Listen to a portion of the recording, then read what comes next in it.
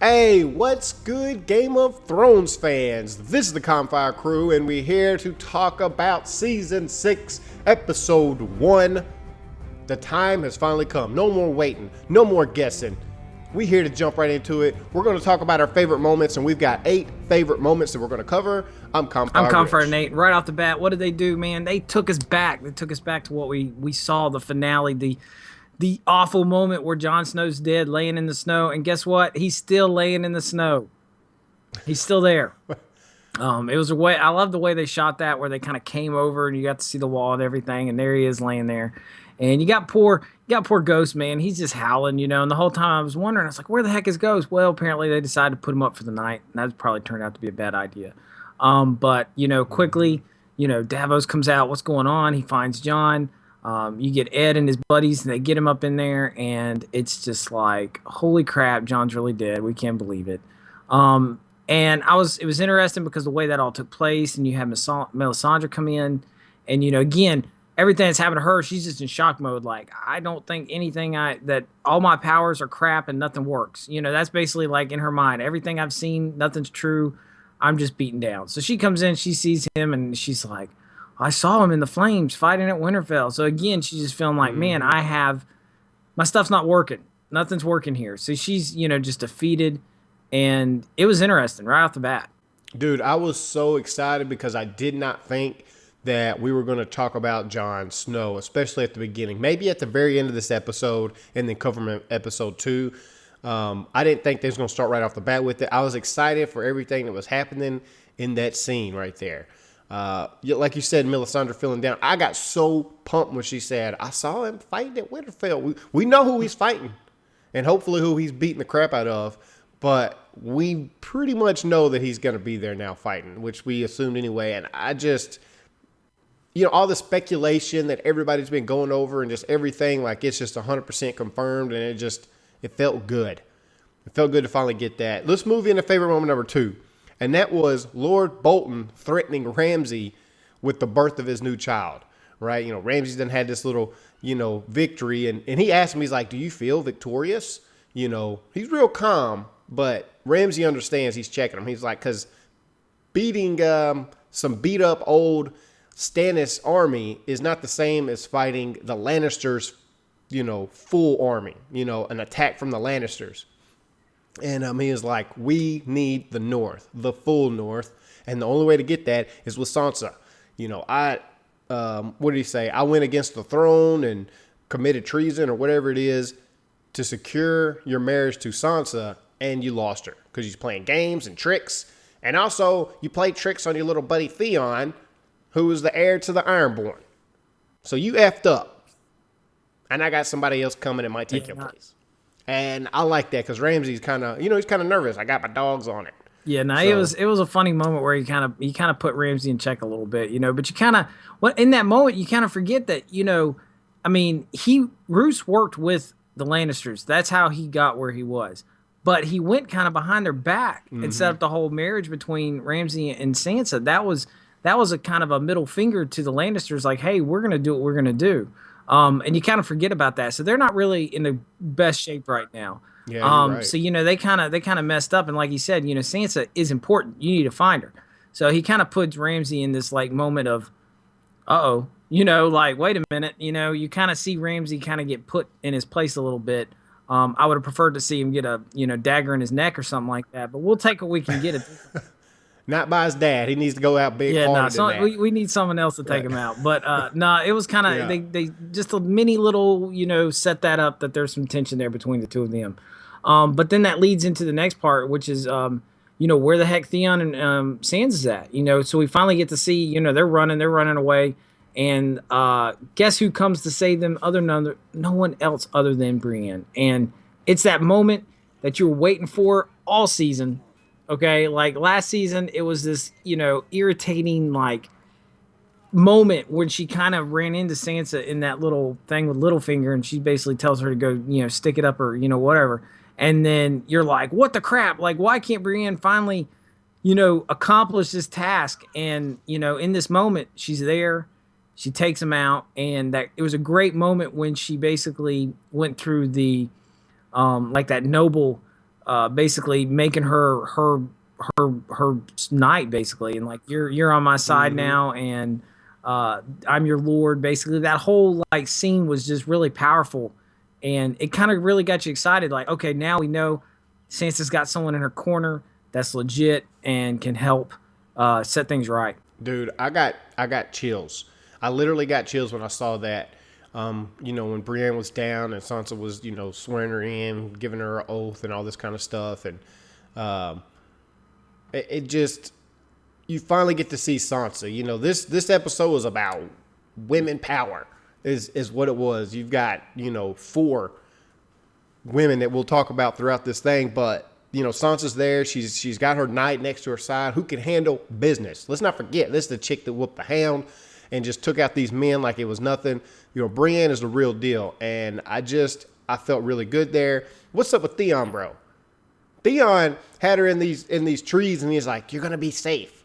Let me walk around the corner of these trees 3 steps and tell the guards with these hound dogs, you're not here, that you're dead." And I was just cracking up. I was like, "Bro, you don't have to try a little bit harder than that."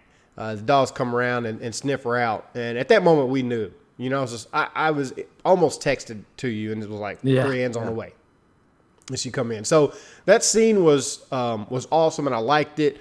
Some good things are finally starting to go towards Sansa's way, and I'm excited about that. Let's move on to favorite moment number 4, Cerci.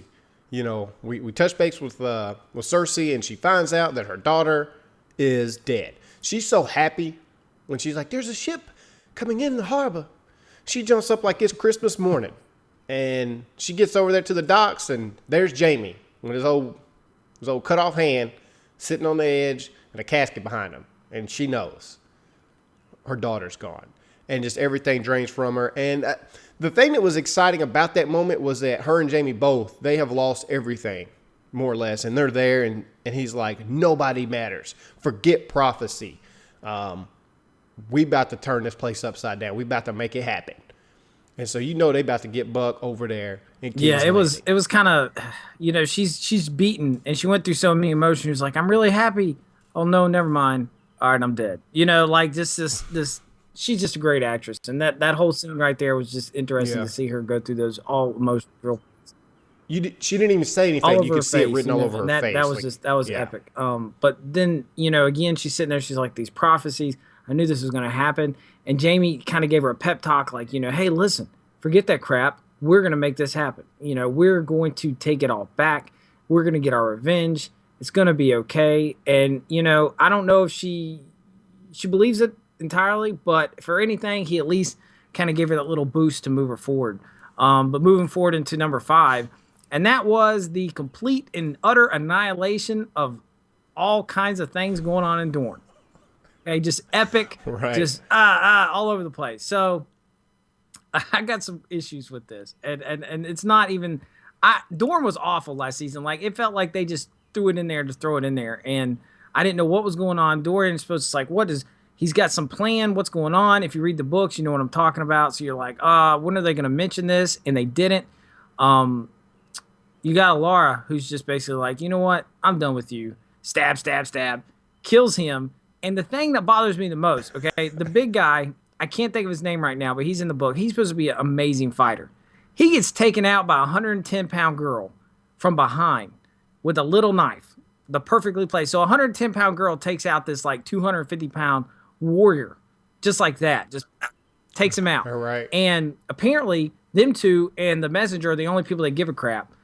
They take him out, and they're basically like, and I thought it was interesting what she said. Dorne will not be ruled by any more weak men. Okay, that's exciting. What does Right. that mean? So you can't help from kind of getting excited about it, because last season I wanted to like these characters, the Sand Snakes, but I felt like it was just like just dragged out. They didn't do a good job at it. So this season they're like, you know what? We're gonna finish this plot off real quick and just take these guys out. They take him out. You got Tristane in there, all like, "I pick you," bam, spear through the head. Okay, What an idiot. That dude was an idiot. I knew as soon as it's like, okay, this might be interesting. Maybe he'll kill one of them. But then when he positioned himself right, yeah, don't turn in your front back. of the other chick, put her to the back, I was like, bro, you're dead. And about that time comes right through his head, and I was just like, Well, that's what you get for being it was stupid. the one issue also was I was pretty sure Tristan was supposed to be with Jamie and them on the boat. So how the heck did he get back there? Like, what did they throw him overboard? Like, my daughter's dead. Screw you. Throw him over. I mean, how did he get there? I don't know. I guess we're not even going to worry about that so much. But yeah, it was. I guess he wasn't on the boat. He was He could have supposed been on to. the He was boat. supposed to be with Jamie and his daughter. He was supposed to be going back with them. So I don't know how he got where he Oh. did. But either way, it's over with. So that's moving on. Well, they overthrew that little government in no time. So it happened in a swift blow. So interesting. So that's the third woman. That's Cerci. Did you say her name was Laura? Alara. Laura. Okay, because I Alara didn't pick up on Sands Laura. is Sound her too name basic. in her It sound too estate. basic of a name for it to be in this show. So, and then Sansa. So that's the three women, doing their thing. Now let's move on over to favorite woman number 6, and that's everything that's happening in Essos. You start out with Tyrion and Varys. what's his name? Varys. Keep forgetting that bald-headed man's name with no sack. But Varys, I like, they're both very politically minded. They're both very crafty, manipulating stuff. And you start liking Varys a little bit more towards the end of season 5. At least for me, I don't know how other people felt about him, but I started liking him a little bit more. And I like the team up between him and Tyrion. They're kind of walking through, sitting on this powder keg in Merreen. And they're trying to defuse the situation. The ships get burned, and like they got something they got to deal with. Also, you have Dani talking to the Dothraki, and there was a moment when the two men were talking, and they was just like, "Oh, her hair's white. Pink people, they burn in the sun. They look at the sun too long, and they get burnt." And I was just laughing. I was like, "You don't know who you're talking to. She ain't gonna get burnt. She gonna burn y'all alive." But that and the conversation that she has with the new Khal Moro. Yeah, it was interesting. Now we know what's going on over there. We know that they're tracking her. They're trying to get to her. The ring had something to play in that where she dropped it in the middle of all those hoof prints. So they kind of know that she is captured by the Dothraki. She basically tells them who she is. They realize it. And now she's going back to Dothrak. So yeah, that's pretty much a check-in. Let's see where she's at. Let's see what's going on with that. I'm gonna have to mention though, I laughed my butt off with the scene between Varys and Tyrion when he was trying to talk to that lady, and she thought he wanted to eat her baby, and he was like, his hilarious is just shitty. He's just trying to say, "Here's some money for your baby," and it was funny. I couldn't help from laughing. That was a funny moment. I did laugh at that. But moving. I also laughed at Khal when he was talking about when Dani went on her little She basically went off and says, "I'm this and I'm this, I'm that," and he's basically like, "You name it." What was it? Yeah, he said a million to your name, queen of nothing, and she still had some spunk, Then she kind of drops a bomb. So I'm Khal Drogo's. I'm interested to see what they're gonna do. I mean, we know where she's going, but they kind of just left you. There it is. So that's fine.